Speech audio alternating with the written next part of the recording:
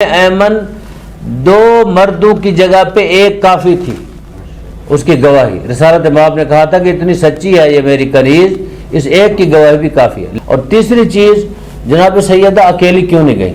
اکیلی چلی جاتی۔ جیسے میں نے ابھی کہا ہے کہ ان کو بی بی کا ادراک بھی تھا، بی بی سلام اللہ علیہا کے بارے میں وہ جانتے بھی تھے کہ جناب سیدہ سلام اللہ علیہا جو ہے اس قدر و قیمت کی مالکہ ہے، تو اکیلی چلی جاتی۔ بی بی کیوں ساتھ لے کے گئی؟ بی بی عالمہ غیر معلمہ تھیں۔ امام زین العابدین نے جناب سیدہ سلام اللہ علیہا کو، جناب زینب سلام اللہ علیہا کو شام میں کیا کہا تھا؟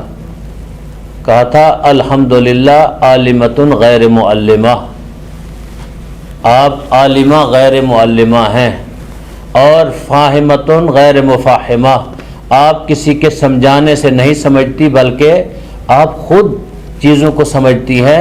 تو اس کی ماں تھی جناب زہرا، اور قسمت پہ بھی فائز تھی جناب سیدہ، تو کیوں لے کے گئی؟ بی بی جانتی تھی وہاں بیٹھے ہوئے شخص کو اس کا ادراک نہیں ہے کہ میں قسمت پہ فائز ہوں، میں خود ہی کافی ہوں۔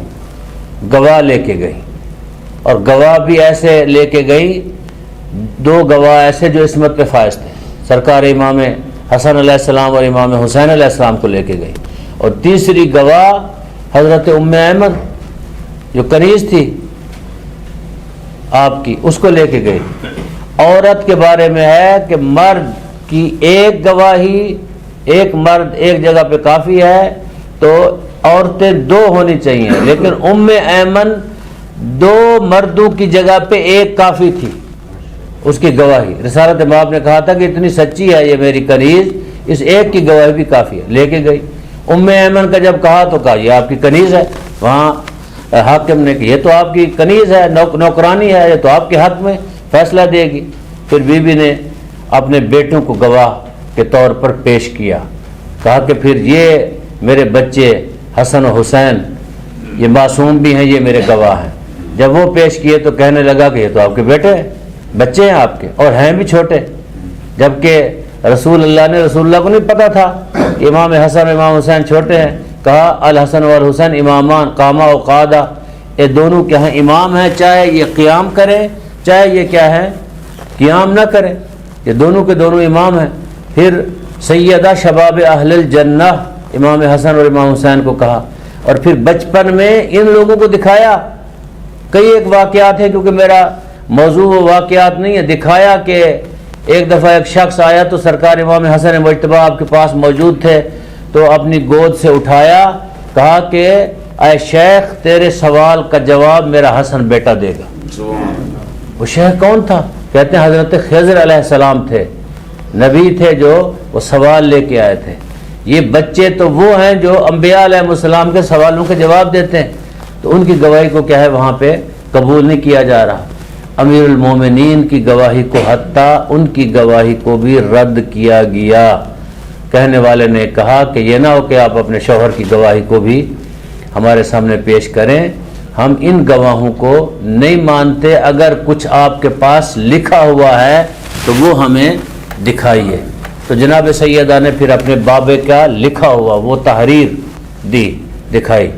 جب دکھائی تو میں دیکھ رہا تھا آج کہ بعض مورخین نے لکھا ہے کہ حاکم نے جو صاحب وہاں پر موجود تھے وہ مان گئے کہ یہ دے دیا جائے، لیکن دوسرے صاحب جو ہیں تو انہوں نے وہ ساری چیزیں جناب سیدہ کے ہاتھ سے لے لی، اور انہوں نے کہا نہیں اس بات کو ہم کبھی نہیں مانیں گے، اس کو بھی خاموش کروا دیا۔ اکثر جگہوں پہ میں نے دیکھا ہے کہ جب جناب سیدہ سلام اللہ علیہ کے پاس اس واقعے کے بعد بھی آئے تو حاکم جو ہے وہ رو پڑا، معافی مانگنا چاہتا تھا، اور مانگی معافی جناب سیدہ سے۔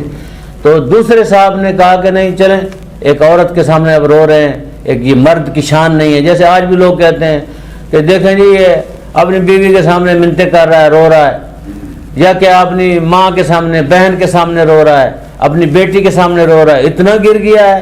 یعنی آج جو زمانہ ہے، حالانکہ یہ کوئی بات نہیں ہے اسلام نے یہ نہیں کہا کہ مرد کو سرخاب کے پر لگے ہوئے ہیں اور مرد جو ہے اس کو آپ جہاں مرضی لے کے چلے جائیں۔ یعنی عورتیں بھی وہی مقام اور وہی مرتبہ رکھتی ہیں، یعنی مقام اور انسانیت میں عورت مرد سے کم تر نہیں ہے۔ باقی کیونکہ عورت کے ایک فرائض ہیں، مرد کے اپنے فرائض ہیں، اللہ نے بنائے ہیں۔ یہ نہیں ہے کہ کوثر صاحب جو ہیں وہ تو اعلی درجہ رکھتے ہیں، ان کی بیوی جو ہے کیونکہ وہ عورت ہے اس کی کوئی حیثیت نہیں، جو یہی درجہ رکھتے ہیں، اللہ نے جو کرامت انسانی ان کو عطا کی ہے وہ کرامت انسانی ان کی بیوی کو بھی عطا کی ہے۔ تو لہذا وہاں پر بھی کہتے ہیں کہ دوسرے صاحب نے جو ساتھ تھے انہوں نے ان کو کہا کہ آپ چلیں یہاں سے، تو یہاں جب وہ سند لے لی گئی جناب سیدہ سلام اللہ علیہا سے، اور پھر اس کو بی بی کے سامنے پھاڑ دیا گیا اور بھی اہانت کی گئی۔ اس کو میں ذکر نہیں کرتا کیونکہ میں کبھی سخت لفظ استعمال نہیں کرتا، کیونکہ وہ سند جو ہے رسالت مآب صلی اللہ علیہ وآلہ وسلم کی لکھی ہوئی تھی، اور اس کو اہل سنت کی کتب میں یہ موجود ہے، اس کو لکھا ہوا ہے ساری کتب میں، اور بڑے بڑے اکابر علماء اہل سنت کے میں ان کے نام اور تذکرہ نہیں کرتا، اس کو وہ قبول بھی کر چکے ہیں۔ تو یہ ساری باتیں مان چکے ہیں، یہ ساری باتیں قبول کر چکے ہیں، ساری باتوں کا ان کو کیا ہے علم ہے۔ اس کے بعد کیا ہے جناب سیدہ سلام اللہ علیہا نے پھر کیا ہے وہ خطبہ جو ہے شروع کیا۔ آج میرا دل تھا کہ 2 جملے اس خطبے کے پڑھتے، کیونکہ ٹائم کی قلت کی وجہ سے ہم کل انشاءاللہ خطبے میں وارد ہوں گے۔ پھر جناب سیدہ نے ایک لمبا خطبہ وہاں پر کیا ہے ارشاد فرمایا، اس میں سب سے پہلے توحید کا تذکرہ کیا، پھر اس کے بعد توحید کی نعمات کو گنوایا، اللہ نے کیا کیا احسانات کیے ہیں ہم لوگوں پہ۔ اس کے بعد بی بی نے اپنے بابا کی عظمت کو بیان کیا۔ اس کے بعد بی بی نے بتایا معاشرے میں آپ کی حیثیت کیا تھی، اگر میرے بابا نہ ہوتے تو آپ کیا تھے، آپ کی ویلیو نہیں تھی، آپ کی کچھ بھی نہیں تھی۔ اس کے بعد پھر بی بی نے جا کے یہ بتایا کہ میرے شوہر نہ ہوتے تو آپ پھر کچھ نہ ہوتے، ان کے کارنامے بتائے، یہ کام کیا، فلاں جگہ سے بچایا، فلاں جگہ سے بچایا۔ اس کے بعد پھر اپنے شوہر کے فضائل بیان کیے، پھر بی بی نے قرآنی آیات کو استعمال کیا اپنے حق کے لیے، اگر فلاں نبی کا وارث ہو سکتا ہے تو میں کیوں نہیں ہو سکتی۔ پھر اس کے بعد بی بی نے اپنے مقدمے کا اختتام کیا کہ یہ میرا حق ہے جو آپ کے پاس ہے، یہ میرا حق ہے۔ پھر